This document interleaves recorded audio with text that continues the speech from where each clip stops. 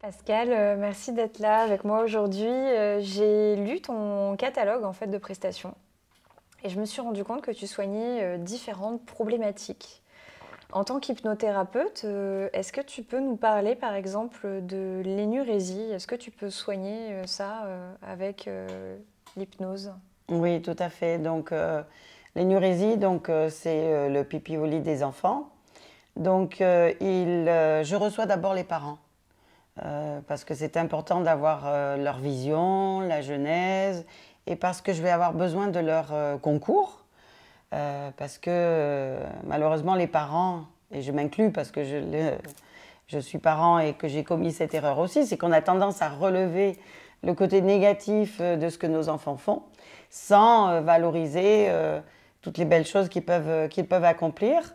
Donc, je vais leur demander de corriger ça, qu'ils valorisent leur enfant et pour toutes les belles choses qu'il accomplit dans son quotidien. Et ensuite, je vais recevoir l'enfant séparément de ses parents avec leur accord.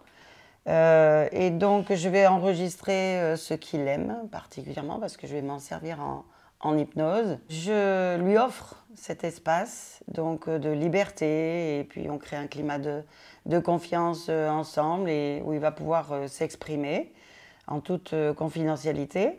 Donc on a toujours cette phase de décryptage très très importante. Et ensuite, en hypnose, je ne vais pas parler de son dilemme, parce qu'il sait très bien pourquoi il vient, moi aussi.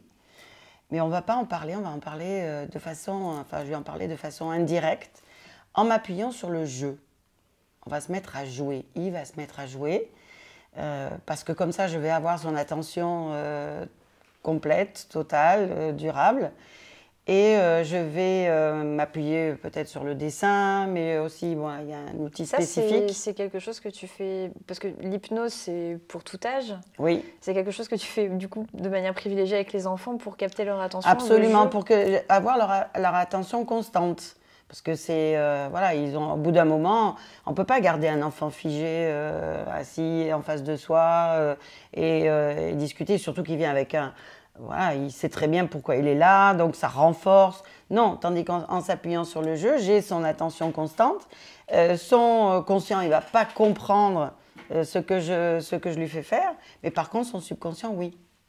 Son subconscient, oui, va comprendre les leviers que je vais utiliser donc dans le jeu, soit par le dessin, soit on va utiliser une bouteille qu'il va déplacer, qu'il va remplir, vider, déplacer à différents endroits. Et donc du coup, son subconscient va faire le changement de façon progressive et durable. Et avec, bien sûr, les parents sans tout révéler, parce que, bien sûr, l'enfant a sa propre intimité, mais je vais restituer en accord avec lui certaines choses. Et aussi, je vais interroger les parents sur un petit peu leur mode de fonctionnement à la maison, parce qu'il y a peut-être aussi des choses à corriger de ce côté-là. Donc, on est vraiment ensemble autour de l'enfant. Il est totalement respecté dans son identité en tant qu'être à part, en étant totalement lui-même. Et du coup, on va aussi travailler sur son identité et sur ses qualités, compétences et tout ce qu'il aime. Je vais m'appuyer là-dessus aussi. Et ça va faire une belle alchimie pour qu'il soit tranquillisé. Moi, de ce que je comprends, l'énurésie, effectivement, au final, c'est un sujet où dans la séance, tu ne vas pas être concentré que sur l'enfant.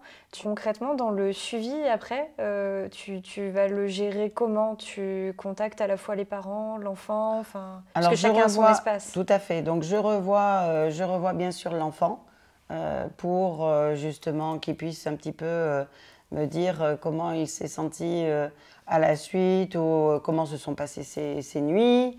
Est-ce qu'il y a eu des accidents et comment ça s'est estompé?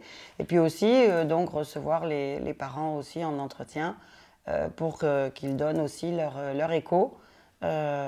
Et ensuite, s'il y a effectivement il y a eu des choses à corriger dans le mode de fonctionnement à la maison, ou comment les parents s'adressent à leur enfant, etc., ou même une fratrie, hein, parce que ça peut venir aussi d'une fratrie, et bien voir cet ensemble pour que vraiment je sente que la cohésion est bien là et pour le bien-être de l'enfant et qu'il ait restauré aussi son image, parce que forcément il est atteint dans son identité hein, par ça. Donc quand tout est restauré, eh bien on a accompli tous ensemble notre mission.